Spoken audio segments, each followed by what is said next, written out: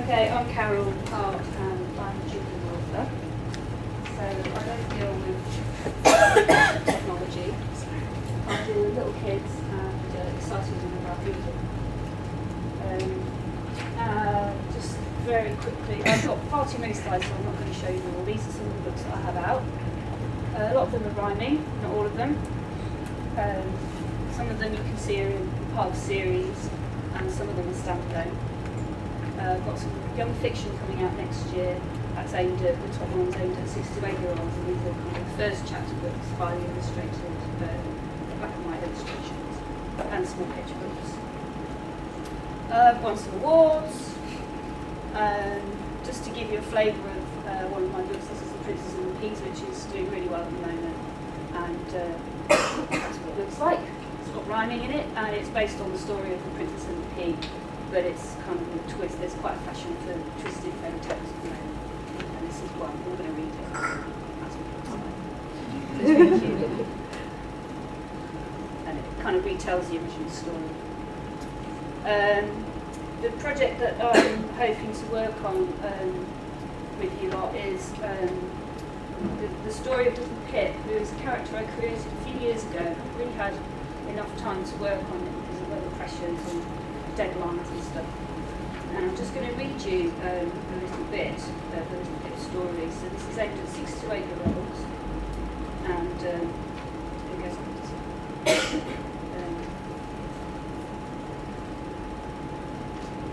I suppose what we did was wrong, and you must not ever do what we did, because you would certainly, definitely get into really big trouble. But it wasn't really my fault. It was Mervyn Marvin, he started it.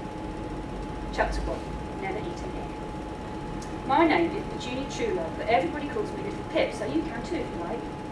I haven't got a dog or a cat or even a mouse, because Mum has me and Lucas and the baby to look after and can't cope with any more animals.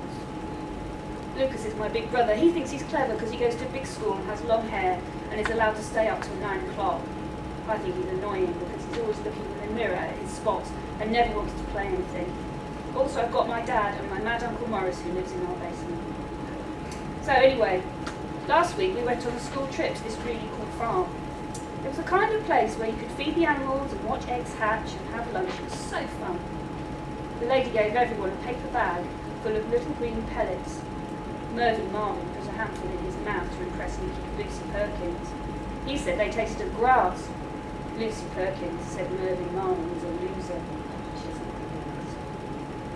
First we fed the goats. I put some pellets into my hand and the goats licked them off with their tongues. They didn't even bite.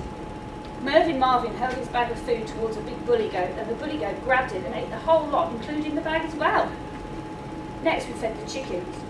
Mervyn Marvin said, never eat an egg, because it comes out of a chicken's bottom. I laughed so much that stuff came out of my nose. Then we saw the pigs. Okay, so Little Pip inhabits a world, and these are stories that aren't published yet, and I'm hoping to get them published. And one of the things I have to do is create the world that Little Pip inhabits, and I've gone some way towards doing that. I'll see across all of this. Across time. Here we are. So, in my head, Little Pip lives in that white bay-fronted terrace house, and her mad Uncle Morris lives in the basement. There's reasons he lives there. Well, he is quite mad actually. This is the kind of American equivalent of what that might look like. My friend Mervyn Marvin, he lives, well, somewhere not quite so smart. He's got a big family. Doesn't really get a lot of attention, and he spends most of his time around at Little Pip's house because she's got a mum and a dad that are kind of interested, and she makes good cakes and stuff. Nearby there's the Scary Flats, never go there, and Park, good place to hang out. You might recognise that actually. And I've made a very pathetic attempt at a map, and this is kind of Sheffield but changed a bit. And we've got the posh houses, the playground, we've got the big city. Little Pip lives kind of here, and this is where Mervyn Marvin lives, and the wastelands are in between, and there's some woods. And the idea is to design the world that the stories describe, and I thought it would be really fun and really helpful to kind of work with you guys I'm working with on this to kind of formalise that a little bit, because that will help the people that I work with on the publisher's side to visualise what is inside my head. Because not only do I have to impress an editor, I have to impress a designer, I have to impress salespeople and marketing people and people that hold the purse strings. And those people all want to make money. Editors want to make a good book that people want to read. Designers want it to look good. But the bottom line is, if it's not going to sell, then it won't happen. So there's a lot of people to convince, and I'm putting together a sort of document to pitch the concept, if you like, to the industry. And that's what I'm really like to work on with you.